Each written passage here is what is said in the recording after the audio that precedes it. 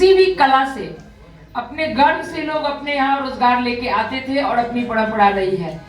तो वैसे में सांस्कृतिक ज्ञान का होना और उसकी प्रतियोगिता में, यानी जो भाई साहब ने हिंदी की बात की, मैं सभी विषय को टच करते जाऊंगी कि अपना हिंदी पखवाड़ा होता है 1 सितंबर से 30 सितंबर। हिंदी पखवाड़ा में इनके कार्यक्रम में मैं भी आमंत्रित थी उस दिन, चूंकि हाईकोर्ट में भी कार्यकर्ता नहीं आ सकी थी, तो वो हिंदी पखवाड़े से लेके और अभी अंतर्राष्ट्रीय मातृभाषा दिवस है अभी जो 21 फरवरी से लेके 28 फरवरी तक पूर्ण हुआ है। इस दोनों के बीच पूरी ये इनका क्रम चलते रहा, यानी वो विषय की जनता को न्याय जनता की भाषा में मिले। तो क्या न्याय सिर्फ अदालतों में मिलती है? न्याय तो हमें हर वक्त चाहिए होता है, घर में, परिवार से। अभी अंजना बहन ने जो बेटियों के साथ एक बीच के कालखंड की बात है, हम गार्गी मैत्री के देश में रहते हैं, विवाहित मैत्री हो या अविवाहित गार्गी हो, वहाँ के जीवन से लेके अभी हम मगध महिला से आ रहे हैं वक्ता के रूप में, वक्तव्य से, वहाँ एक हॉस्टल का नाम अभी भी गार्गी और मैत्री रखा हुआ है।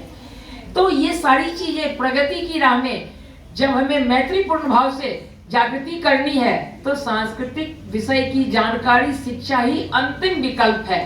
इसको लेके हम चलेंगे, जो भी विषय जितना में समझेंगे, थोड़ा पढ़ेंगे, ज्यादा समझ आएगी, क्योंकि वो अंतरात्मा से टच होगी।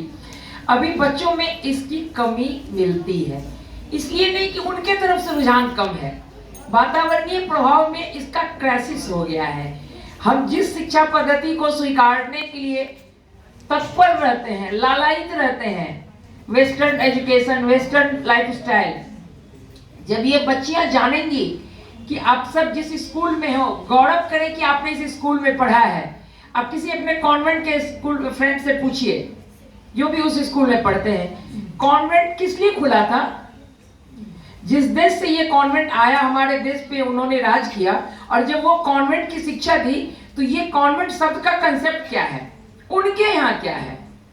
तो मिशनरी के ज्ञान से वंचित बच्चे, अच्छी चीजें हैं, उनके मिशनरी ज्ञान से जो वंचित बच्चे हैं, उसके संस्कृति से, उनको चाहे वो सड़क का बच्चा हो, उनको एकत्रित करके उस ज्ञान से संवारने के लिए उन्होंने कॉन्वेंट की स्थापना की अपने जगह।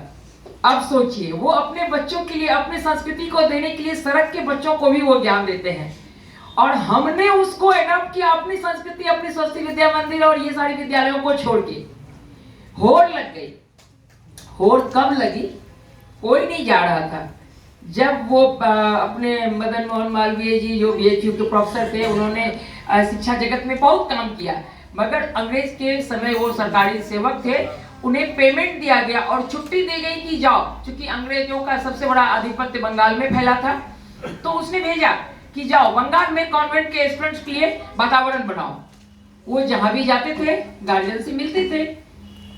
उस समय तो उत्तम खेती मध्यम व्यवसाय वाली बात होती थी, सबसे निम्न स्तर पे नौकरी होती थी, तो उसमें जो व्यवसायी होते थे या उससे संपर्क गणाने या फिर खेती के होते लोग, तो बच्चों को पढ़ाते ही थे। बंगाल में भी शिक्षा अच्छे से थी, उसमें स्वामी विवेकानंद और महर्षि अरविंद की धरती है, तो कहती थी आप कॉन्वेंट में पढ़ाइए।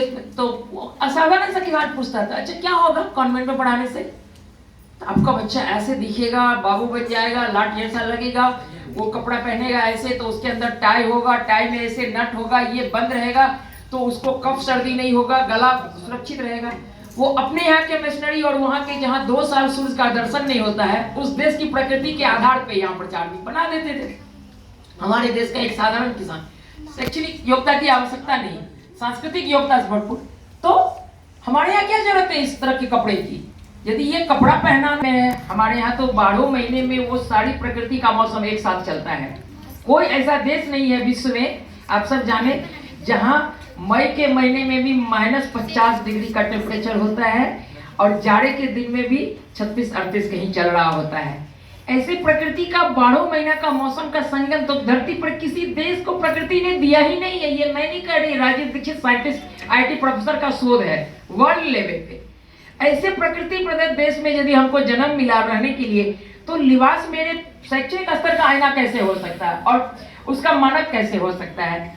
इससे हटके कोई और तर्क वो उस वक्त नहीं दे पाते थे कॉन्वेंट के पक्ष में, जो बच्चों को रिझा सके उनके गार्जियन के माध्यम से। धीरे धीरे परिस्थितियां बदली, बहुत कालखंड में चीजें आई और कॉन्वेंट का प्रचार प्रसार हुआ। तो भी हमें अफसोस है कि उसके लाभ लेने के लिए बच्चे को नहीं भेजते थे लोग।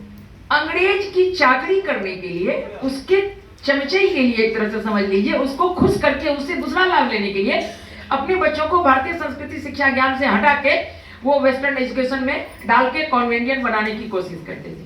धीरे धीरे हमने उसे अपना लिया। अब 20 साल पहले तक के वातावरण में था शादी